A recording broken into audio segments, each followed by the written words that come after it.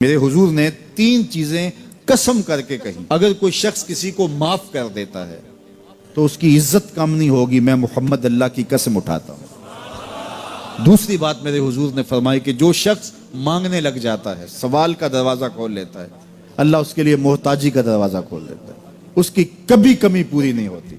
اور تیسری بات میرے حضور نے قسم کر کے کہی، ما نقص مال عبد من صدقہ، کہا میں اللہ کی قسم اٹھا کے کہتا ہوں کہ صدقے سے مال کم نہیں ہوتا، صدقے سے مال گھٹتا نہیں ہے۔ تو ایک تو مال بھی نہیں گھٹے گا، یہ ضمانت کس کی ہے؟ میری نہیں ہے، یہ رسول اللہ کی ضمانت ہے۔ ایک تو مال بھی کم نہیں ہوگا، اور دوسرا یہ ہے کہ حب دولت ختم ہوگی۔ حب دولت تلف می سازت زکات، یہ ماہ سیام آ رہا ہے تو زکات سے حب دولت کو کم کیجئے، بلکہ صدقات دیجئے، نفلی صدقات کیجئے، غرباء کی مدد کیجئے، مساکین کی مدد کیجئے، اپنے غریب محتاج رشتہ داروں پہ غور کیجئے، ان کی مدد کیجئے، اپنی ہمسائیگی میں دیکھیے، پردے سے مدد کیجئے، ان کی عزت نفس بھی مجروح نہ ہو۔ یہ جو نمائش لگا کے 10 اخباروں میں چھپوا کے لوگوں کی مدد کرتے ہیں، اس سے گریز کیجئے۔ کبھی سوچیں کہ اگر آج کسی کی بیٹی لائن میں کھڑی ہے تو کل اگر یہ مرحلہ میری بیٹی کے لیے آ جائے تو پھر میرا مزاج کیا ہوگا؟ تو عزت نفس کا خیال رکھیے، لوگوں کی غربت کا تماشا نہ اڑائیے، اور لوگوں کی جو ہے وہ محتاجی کو اپنی تسکین کا ذریعہ نہ بنائیے۔ یہ تو اللہ نے تمہیں دیا اور انہیں نہیں دیا، اور وہ آزمائش کی گھڑی میں کھڑے ہیں، تم ان کے ساتھ کھڑے ہو جاؤ۔ تو لوگوں کی مدد کیجئے، دکھیوں کے کام آئیے، مساجد تعمیر کیجئے، مدارس دینیا کے ساتھ وابستہ رہیے، اور لوگوں کی فلاح کے لیے، بہتری کے لیے کام کیجئے۔ اللہ نے آپ کو دیا ہے، یہ مال یہاں رہ جانا ہے۔ میرے حضور نے فرمایا، ابن آدم کہتا ہے میرا مال میرا مال، اس کا مال وہ ہے جو اس نے کھایا یا پہنا اور پرانا کر دیا یا آگے بھیج دیا، باقی اس کا نہیں ہے، وہ وارثوں کا ہے۔ مرتے ہی ورثہ بن جائے گا، مرتے ہی ترکہ بن جائے گا۔ کفن بھی میلا نہیں ہونے دیں گے کہ بعض اولادیں تو بانٹ لیتی ہیں۔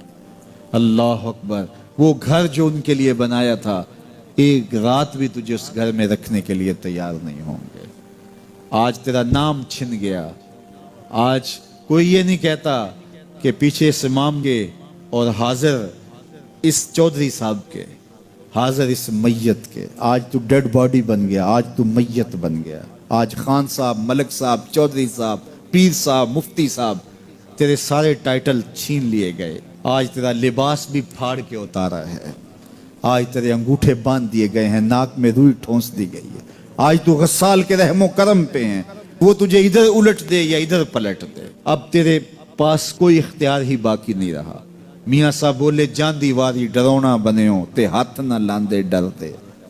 آج اولاد بھی دور ہے، پوتے اور پوتیاں بھی ڈرتی ہیں۔ جاندی واری ڈرونا بنیوں تے ہاتھ نہ لاندے ڈر دے، جنہ لئی تو پاپ کمائے اج کتھے نہیں تیرے کر دے۔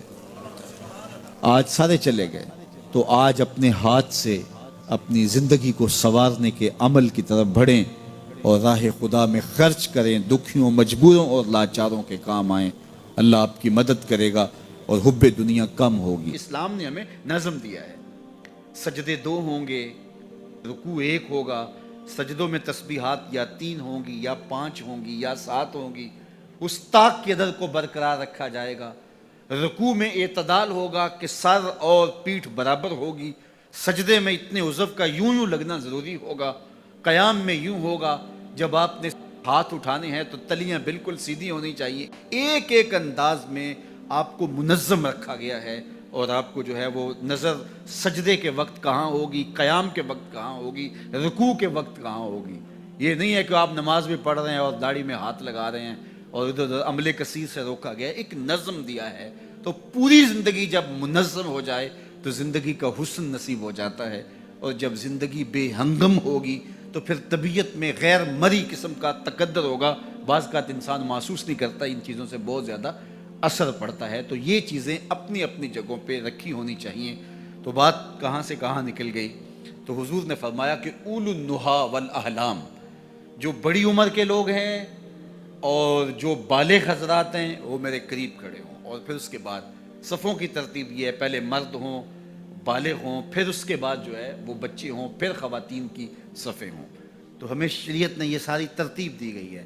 صفوں کو سیدھا کرنے پہ باب تسویۃ الصفوف دیکھیں، آقا کریم کتنا زور دیتے تھے صفوں کو سیدھا کرنے کے لیے، کہ صفوں کو سیدھا کرو گے تو سیدھے رہو گے، ورنہ تمہارا دل ٹیڑھے ہو جائیں گے۔ تو صفوں کو سیدھا رکھنے کی ترغیب دی گئی، مرتب کیا گیا، جنگوں میں صف بندی کی گئی، اور ان ساری چیزوں کا بہت زیادہ اثر مرتب ہوتا ہے۔ اس طرح اپنے لباس میں، اپنی وضاقتہ میں، ان ساری چیزوں میں صفائی ستھرائی، نظم۔ اللہ کے محبوب علیہ السلام کے پاس ایک شخص آیا تو اس کے کپڑے میلے تھے، تو فرمایا تیرے پاس کوئی چیز نہیں ہے جس سے ان کو صاف کر لے؟ اور ایک آیا اس کے بال الجھے ہوئے تھے، فرمایا من کانا لہو شعر فلیکرم، ہو جو بال رکھے پھر ان کو سوار کر کے بھی رکھے، الجھے بال نہ رکھے۔ تو یہ ہر چیز کے اندر ایک نظم ہونا چاہیے۔ تو آقا کریم علیہ السلام نے فرمایا کہ جو اہل احلام ہیں اور اہل فہم ہیں اور بالغ مرد حضرات بڑے عمر کے ہیں، وہ میرے قریب کھڑے ہوں، پھر جو اس سے قریب ہیں، یعنی اس کے بعد پھر اس سے کم عمر کے، پھر اس سے کم عمر کے، پھر اس کا، اس طرح صفوں کی ترتیب ہوتی چلی جائے۔ اور فرمایا جس طرح بازاروں میں اختلاط ہوتا ہے کہ بازاروں میں کوئی اوپر نیچے جا رہے ہوتے ہیں، کبھی بڑا ہے کبھی چھوٹا آ گیا، کبھی خاتون آگے تو فرمایا جو بازاروں کے اندر اختلاط کا انداز ہوتا ہے وہ یہاں میرے ساتھ نہیں ہونا چاہیے۔ اور دوسرا یہ ہے کہ وہاں جس طرح لوگ بیہودہ بولتے ہیں بازاروں میں، کوئی آواز لگا رہا ہے، کوئی اوئے کہہ رہا ہے، کوئی کچھ کہہ رہا ہے، کہا نہیں ایسا نہیں، تمہارے لہجوں میں بھی ترتیب ہو، تمہارے انداز میں بھی حسن ہو، تم کھڑے ہو تو اچھے لگو، تم بیٹھے تو اچھے لگو، رکوع کرتے ہوئے کہا ایک ساتھ جاؤ۔ اس طرح جو امام سے پہلے سر اٹھائے تو اس کے بارے میں سخت مذمت کی کہ جو امام سے پہلے سر اٹھائے تو اس کا سر جو ہے وہ گدھے کا نہ کر دیا جائے۔ تو اس طرح ترتیب دی تاکہ ایک دم جائیں رکوع میں، ایک دم کھڑے ہوں، ایک دم سجدے میں جائیں، ایک دم سجدے سے اٹھیں، ترتب قائم رہے، حسن قائم رہے، اول النہا بڑی عمر کے آگے ہوں، پھر چھوٹے، پھر چھوٹے، پھر چھوٹے، پھر خواتین۔ تو بے ہنگم قسم کا اجتماع نہ ہو، خوبصورت اور منظم اجتماع ہو، یہ شریعت کا مقصود ہے۔ یہ نظم رہے، خوبصورتی رہے، یہ شریعت کا نظم ہے۔ اور جب یہ کچھ سال ایسا ہوتا ہے تو پھر خود بخود ترتیب بنتی چلی جاتی ہے، اور اگر یہ اس پر توجہ نہ دی جائے تو پھر عجیب سا ایک ماحول بن جاتا ہے۔ تو اس سے دلوں میں بھی اختلاف پیدا ہوتا ہے اگر صفیں ٹھیک نہ ہوں۔ تو ان چیزوں کا حضور نے احتیاط کے ساتھ لحاظ کرنے کا حکم ارشاد فرمایا۔